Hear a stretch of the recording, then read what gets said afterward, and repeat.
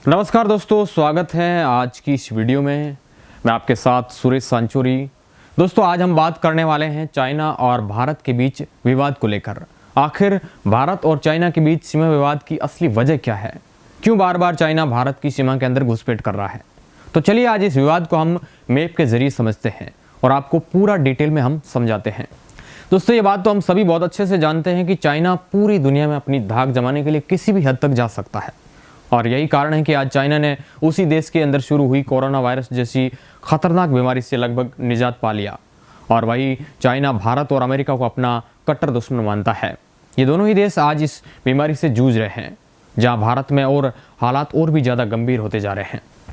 जैसा कि हम सभी जानते हैं कि चाइना पिछले काफ़ी समय से भारत के अंदर घुसपैठ करने की कोशिश कर रहा है, और चाइना को ऐसा लगता है कि वो भारत के अंदर घुसकर भारत पर कब्जा कर लेंगे, क्योंकि अक्सर चाइना भारत को 1962 का ही भारत समझता है, जो उस समय चाइना से हार गया था।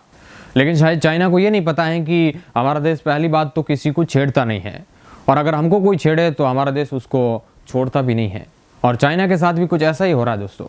पर यह सारी चीज़ें असल में हो कैसे रही है, इस पर सबसे पहले बात करते हैं। इस बात से शायद आप वाकिफ होंगे कि पाकिस्तान ऑक्यूपाइड कश्मीर और भारत के बीच में जो बॉर्डर है उसे LOC के नाम से जाना जाता है, यानी कि लाइन ऑफ कंट्रोल। लेकिन जब बात चाइना और भारत की आती है तो इन दोनों के बीच में जो बॉर्डर है उसे हम LAC यानी कि लाइन ऑफ एक्चुअल कंट्रोल के नाम से जानते हैं। जैसा कि आप मैप में भी देख सकते हैं कि भारत और पाकिस्तान के बीच में जो बॉर्डर है वो LOC से दर्शाया गया है, लेकिन लद्दाख के अक्साई चीन वाले एरिया को LAC से दर्शाया गया है। अब इन दोनों चीज़ों के बीच में बहुत अजीब सा अंतर है। जहां अगर हम LOC की बात करें तो भारत और पाकिस्तान दोनों को पता है कि उनका बॉर्डर किस जगह पर मौजूद है, और उसी के हिसाब से ये दोनों देशों की अपने अपने देशों के मैप जारी किए गए हैं। लेकिन जब बात भारत और चाइना के बीच के बॉर्डर की आती है तो LAC वाली लाइन ठीक तरह से स्पष्ट नहीं है कि कौन सी जगह किसकी है। इसी वजह से दोनों देश अपने अपने हिसाब से एरिया अपने मैप में इंक्लूड करते हैं, और ये लड़ाई की सबसे बड़ी वजह है कि किसको भी पुख्ता तौर पर ये नहीं पता है कि हाँ, ये भारत की ज़मीन है और ये चाइना की। या फिर ये कहे कि ज़मीन के शुरुआत से ही जो बंटवारे हुए थे उसमें सिर्फ ये कहकर एक दूसरे की ज़मीन बांटी गई थी कि जिसमें दोनों ही देश सहमत थे और अपनी अपनी जगह पर रह रहे थे। लेकिन अब चीन को दुनिया के सामने अपने आप को ताकतवर दिखाने के लिए कुछ तो करना ही था, और यहीं पर उसने ये नया हथकंडा अपनाया है, जिसकी वजह से पिछले बीते कुछ समय में चीन ने लगातार भारत में घुसपैठ करने की कोशिश करी है। पर सबसे बड़ी दिक्कत जो वो है वो लद्दाख के पेंगोंग लेक से है, जहां पर 3 इडियट मूवी का लास्ट सीन शूट किया गया था। 130 किलोमीटर लंबी और 5 किलोमीटर चौड़ी ये झील काफ़ी ज़्यादा बड़ी है, और इसी बड़ी झील की वजह से ही भारत और चाइना के बीच इतनी बड़ी समस्या खड़ी है। क्योंकि दोस्तों, इस झील का 60% हिस्सा लगभग चाइना के हिस्से में आता है, और जो LAC है वो भी इसी लेक के बीच से होकर गुजरती है।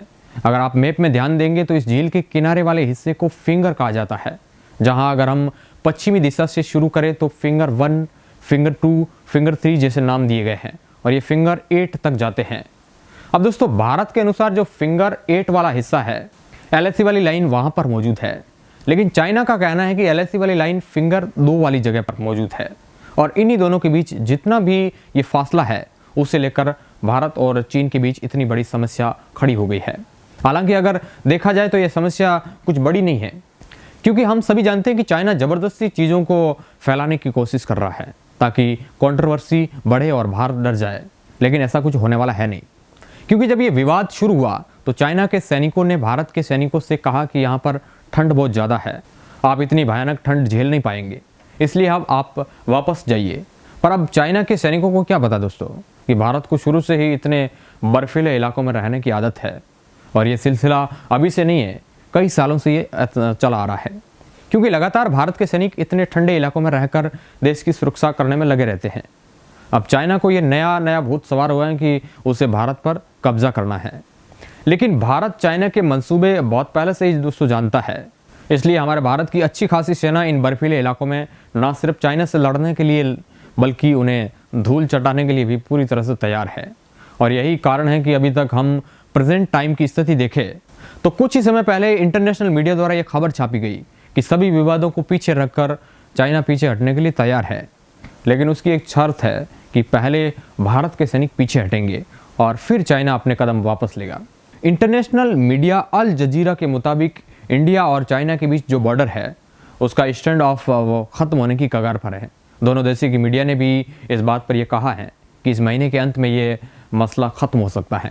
और ये प्लान वही रेसिप्रोकल प्रिंसिपल पर आधारित है, जैसा कि हमने आपको पहले भी बताया है कि आप पहले पीछे हटेंगे और फिर हम पीछे हटेंगे। ये मांग चाइना कर रहा है। अब ये तो चाइना की पहली मांग है, लेकिन अब बात करते हैं चाइना की दूसरी मांग की, क्योंकि 29-30 अगस्त को भारत ने पेंगोंग लेक के साउथ वाले एरिया का काफ़ी मेजर हिस्सा ऑक्यूपाइड किया था। इसी वजह से चाइना भी चाहता है कि इस लड़ाई का अंत होने के लिए यहाँ पर जो भारतीय सैनिक बैठे हैं वो भी यहाँ से हट जाए। दोस्तों, दोनों देशों के बीच समर लुंगपा वाले इलाके में 176 स्क्वायर किलोमीटर का डिस्प्यूट है और माउंट सजूम वाले इलाके में 129 स्क्वायर किलोमीटर का विवाद है। और इसी विवाद के बीच में चाइना लगातार अपने फौज को एक जगह से दूसरी जगह पर ले जा रहा है ताकि उसे कब्जा करने में आसानी हो। दोस्तों, साफ साफ तौर पर कहा जाए तो जितना भी LAC का एरिया है, सिर्फ गलवान और हॉट स्प्रिंग वाले एरिया के बीच में जो जगह है उसे छोड़कर उसके ऊपर और उसके नीचे जितना भी एरिया है वहाँ पर कुछ ना कुछ मूवमेंट देखने को मिल रही है।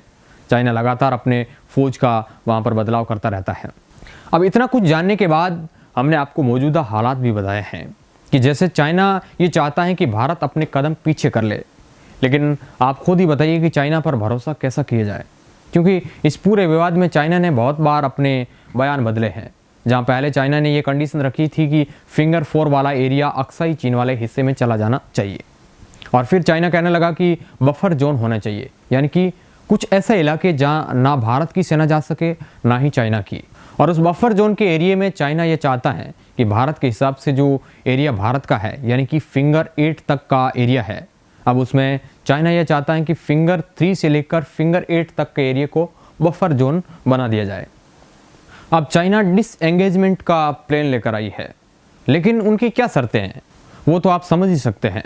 ऐसे में सिचुएशन में चाइना पर बिल्कुल भी विश्वास दोस्तों नहीं किया जा सकता है।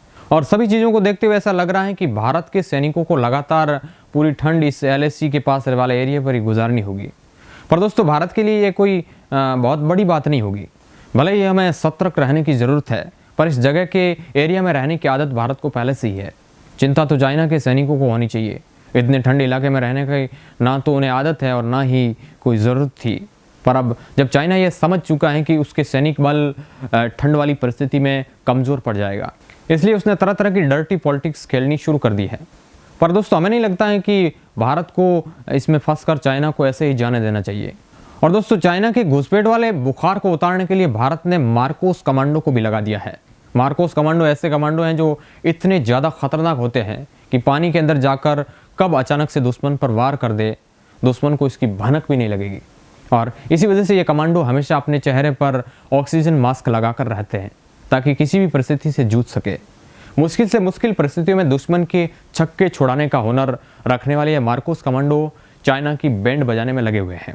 और चाइना यही सब कारण है कि चाइना लगातार तरह तरह के तिगड़म बनाकर भारत का ध्यान भटकाने की कोशिश कर रहा है ताकि वो किसी भी तरह से अपने सैनिकों को बचा सके। क्योंकि इतने दिनों में तो चाइना को समझ में आ गया होगा कि भाई भारत तो पीछे हटने वाला है नहीं, और हम बिना कुछ किए पीछे हट गए तो इतने दिनों बाद काफ़ी भारी बेइज्जती हो जाएगी। और उसी बेइज्जती के डर से चाइना लगातार तरह तरह की बयानबाजी कर रहा है। पर दोस्तों, कोई बात नहीं, जैसे इतने दिन वैसे कुछ समय और, लेकिन ना ही इस जंग की शुरुआत भारत ने की थी और ना ही भारत को पीछे हटना चाहिए। क्योंकि अगर अभी चाइना की बात मान ली गई तो यह सबसे बड़ी हमारी गलती होगी, और हमें नहीं लगता है कि भारत ऐसी कोई गलती करने के मूड में है।